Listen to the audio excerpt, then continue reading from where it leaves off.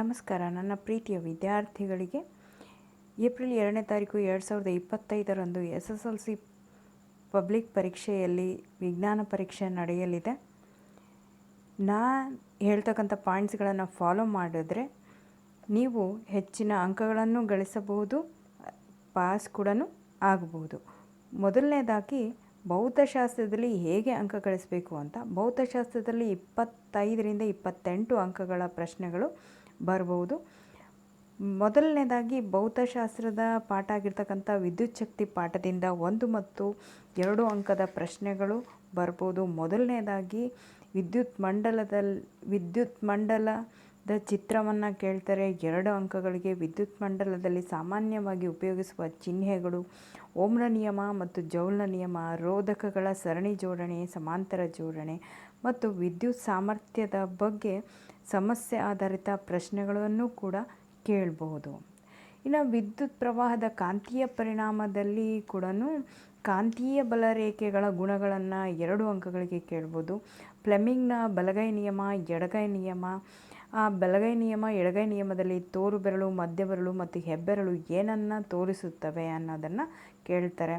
ಮತ್ತು ಕೊನೆಯದಾಗಿ ಸೊಲೆನಾಯ್ಡ್ ಎಂದರೇನು, ಸೊಲೆನಾಯ್ಡ್ನ ಉಪಯೋಗವೇನು ಅಂತೇಳಿ ಇದರಲ್ಲೂ ಕೂಡ ಸಮಸ್ಯೆ ಆಧಾರಿತ ಪ್ರಶ್ನೆಗಳನ್ನು ಕೇಳ್ಬೋದು ಅಂಥೇಳಿ. ಬೆಳಕು ಮತ್ತು ಪ್ರತಿಫಲನ ವಕ್ರೀಭವನ, ಇದರಲ್ಲೂ ಕೂಡ ಬೆಳಕಿನ ಚದುರುವಿಕೆ ಅಂದರೆ ಏನು, ಬೆಳಕಿನ ಪ್ರತಿಫಲನ ಅಂದ್ರೇನು, ಪ್ರತಿಫಲನದ ನಿಯಮಗಳನ್ನು ಕೇಳ್ಬೋದು. ಗೋಳೀಯ ದರ್ಪಣಗಳು, ನಿಮ್ನ ಮತ್ತು ಪೀನ ಮಸೂರಗಳು, ಆಮೇಲೆ ವಸ್ತುವಿನ ಪ್ರತಿಬಿಂಬಗಳು ಯಾವ ಜಾಗದಲ್ಲಿಟ್ಟರೆ ಯಾವ ರೀತಿಯ ಪ್ರತಿಬಿಂಬ ಉಂಟಾಗ್ತದೆ, ಅದರ ಸ್ವಭಾವವೇನು ಅಂತಲೂ ಕೇಳ್ಬೋದು. ಆಮೇಲೆ ಬೆಳಕಿನ ವಕ್ರೀಭವನ ಮತ್ತು ಬೆಳಕಿನ ವಕ್ರೀಭವನದ ನಿಯಮಗಳು ಮತ್ತು ದಿನನಿತ್ಯ ಜೀವನದಲ್ಲಿ ಉಂಟಾಗುವ ವಕ್ರೀಭವನಗಳು ಯಾವ ರೀತಿ ಇರ್ತವೆ ಅಂಥೇಳಿ. ಆಮೇಲೆ ನಿಮ್ನ ಮತ್ತು ಪೀನ ಮಸೂರದ ಸೂತ್ರವನ್ನು ಕೇಳ್ಬೋದು. ಮತ್ತು ವಕ್ರೀಭವನಕ್ಕೆ ಉಂಟಾಗಲು ಕಾರಣ ಏನು ಅಂಥೇಳಿ.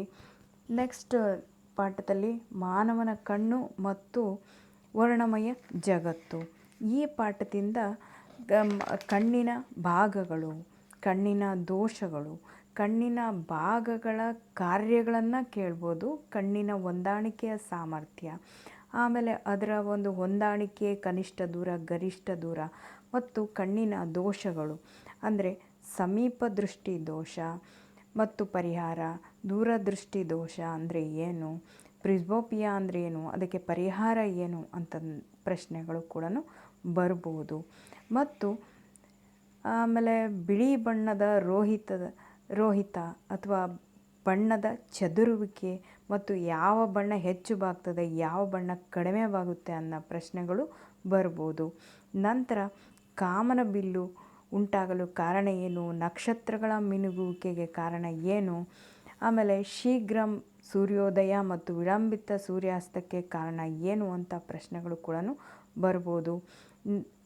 ಮತ್ತು ಗ್ರಹಗಳು ಯಾಕೆ ಮಿನುಗೋದಿಲ್ಲ, ಆಕಾಶ ಏಕೆ ನೀಲಿಯಾಗಿದೆ, ಈ ಥರದ ಸಾಕಷ್ಟು ಪ್ರಶ್ನೆಗಳು ಕೂಡ ಬರ್ಬೋದು. ಇದು ಕೆಲವೊಂದು ಪ್ರಶ್ನೆಗಳು ಇದು ಬರ್ಬೋದು ಮತ್ತು ಪುನರಾವರ್ತನೆಗಾಗಿ ನಾನು ಮಾಡ್ತಕ್ಕಂಥ ವಿಡಿಯೋ.